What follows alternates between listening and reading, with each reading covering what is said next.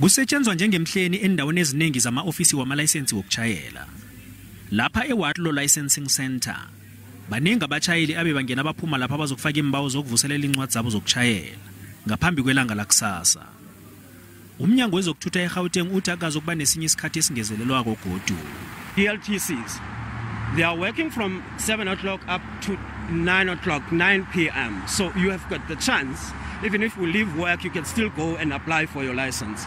Isitshijilo sokusalela emva kwembawo zokuvuselelwa kwamalayisensi wokuchayela sabangelwa mithetho yokuqindeliswa kwamakhambo ngenxa yokwehla kwengogwana i-COVID-19 kunye nezinye intshijilo zamahlelo zesitekniki zehlelo leli lokuvuselela amalayisensi. Mnyango lo uthi bangathukwa abachayeli abe basalindele ukuthi aphume amalayisensi wabo, uthi unethemba lokuthi uzobuqedile ngehlelo leli nakufika ukhukhulamongo wanonyaka esikiwo.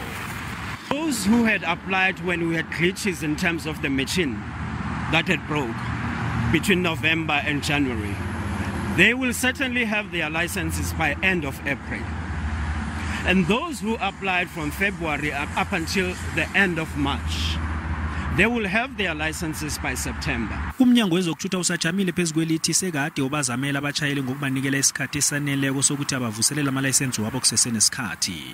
In this province, we do not believe there is any ground in law that will stand the test of scrutiny in court on the extension. Bachayeli abakufaka imbawo zencwadi zokuchayela ngaphambi kokuchinga kwelanga lakusasa bayokhona ukuchayela ngepermit yenyanga ezintathu ezizayo. Kodwa nakufanele bahlale baphethe amalayisensi wabo akade kunye nencwadi ezinofakazi bokuthi sebabhadele ukuvuselela.